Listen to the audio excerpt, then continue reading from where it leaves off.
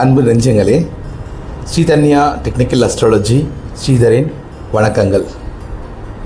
நாம் 27 நட்சத்திரங்களுடைய குணங்களை பற்றி ஒவ்வொரு நாளும் ஒவ்வொரு வீடியோவாக ஒவ்வொரு நட்சத்திரத்தை பற்றியும் பார்க்கலாம்.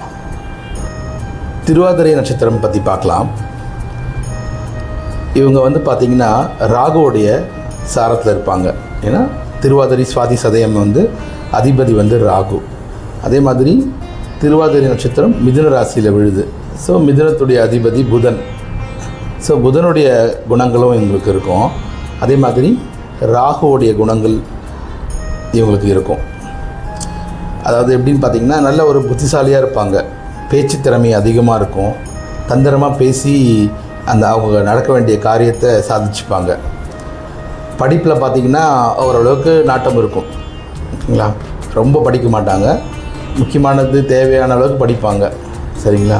அதே மாதிரி எல்லாருக்கிட்டேயும் நல்லவங்களாக இருக்கிறதுக்கு முயற்சி பண்ணுவாங்க. எல்லாருக்கும் நல்லவங்களாகவும் இருப்பாங்க.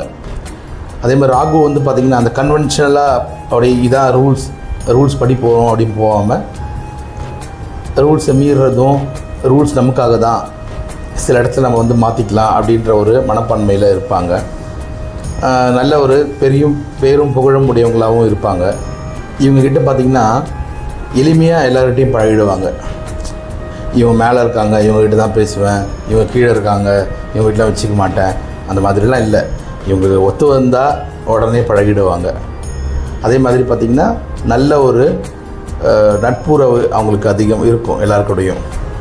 கணக்கில் பார்த்திங்கன்னா நல்ல ஒரு சாமர்த்தியசாலியாக இருப்பாங்க. படிப்புலேயும் சரி, இல்லை வாழ்க்கையில் யூஸ் பண்ணுற கணக்கு விஷயங்களும் சரி, நல்ல கணக்கு வழக்கில் நல்ல திறமைசாலியாக இருப்பாங்க.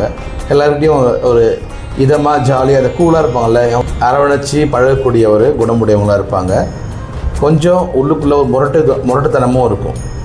ஏதாவது ஒரு எங்கேயா ரோட்டில் போச்சுன்னா பிரச்சனைனாக்கா டக்குன்னு முறைக்கிறது, இந்த முரட்டுத்தனத்தை காட்டுறது, அந்த குணமும் இருக்கும். அதே மாதிரி கொஞ்சம் பிடிவாத குணம் இருக்கும். திருவாதிரை நட்சத்திரக்காரங்களை பார்த்திங்கன்னா கொஞ்சம் முன்கோவப்படுவாங்க. இவங்க கடுமையாக உழைக்கிற ஒரு தன்மை இருக்கும்.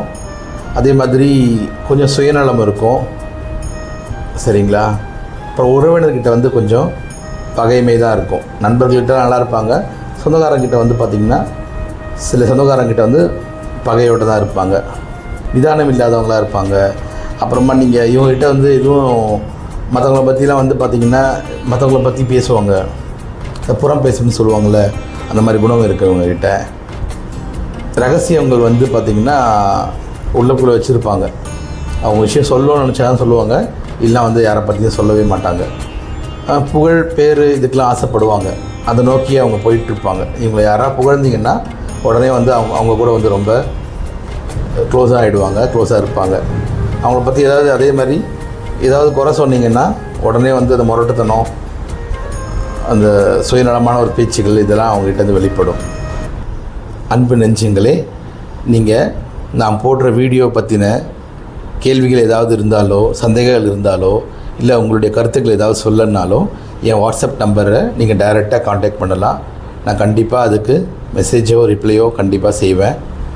அதே மாதிரி உங்களுக்கு ஜாதகம், திருமண பொருத்தம், வாஸ்து, நியூமராலஜி, இல்லை ராசிக்கல் மோதிரம் பற்றின கேள்விகளோ சந்தேகங்களோ, இல்லை உங்களுக்கு பார்க்கணும் அப்படின்னு இருந்ததுன்னா என்னுடைய வாட்ஸ்அப் நம்பருக்கு காண்டாக்ட் பண்ணுங்கள்.